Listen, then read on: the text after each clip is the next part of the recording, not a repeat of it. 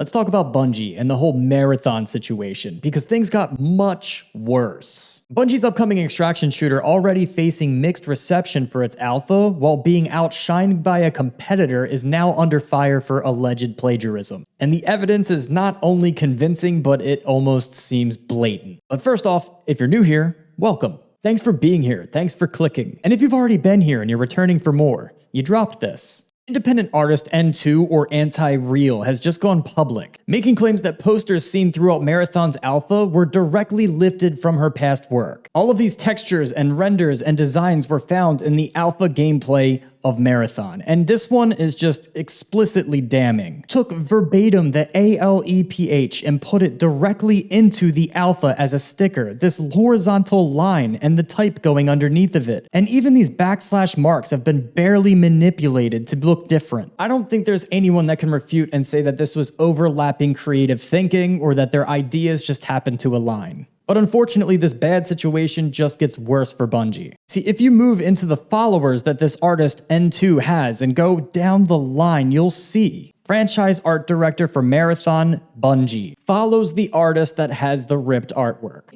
Bungie and Joseph made a convincingly timed statement publicly thanking their third-party advertisement agency.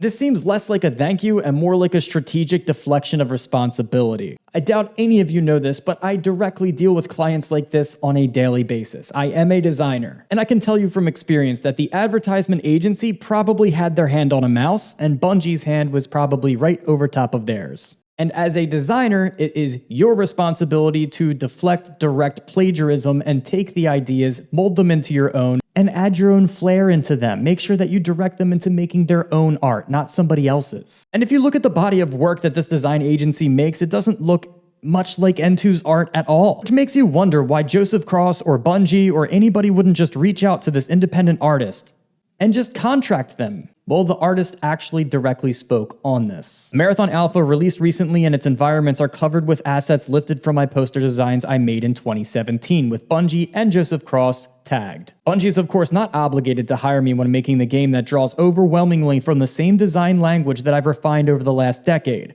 But clearly my work was good enough to pillage for ideas and then plaster all over their game without pay or attribution. I don't have the resources nor the energy to spare to pursue this legally, but I lost count of the number of times major companies have deemed it easier to pay a designer to imitate or steal my work. In the last 10 years, I've never made a consistent income from this work, and I'm tired of designers from huge companies moodboarding and parasiting my designs while I struggle to make a living. Now, Bungie has actually directly responded, stating we immediately investigated a concern regarding unauthorized use of artist decals in Marathon, and confirmed that the former Bungie artist included these in a texture sheet that was ultimately used in the game. And unfortunately, this is not Bungie's first rodeo when it comes to stealing independent artists' work and having to deal with the PR backlash. There are stolen elements that were put in cutscenes of Bungie, and even Nerf guns that were made directly replicating an artist's independent work. Ultimately, I think this all could have been avoided if they just paid the artist to begin with, because now the stain in their PR reputation is just unavoidable. Look,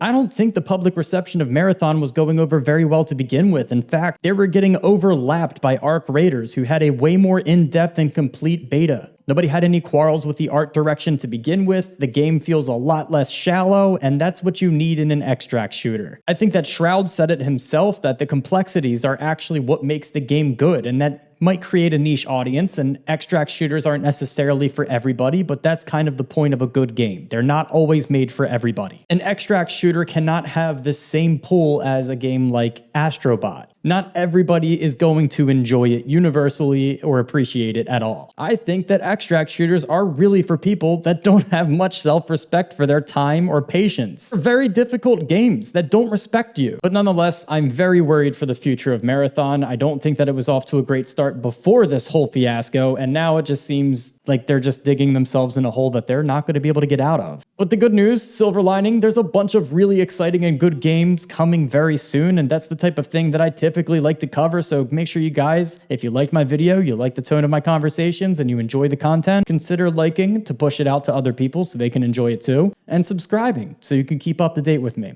Have a great day, guys.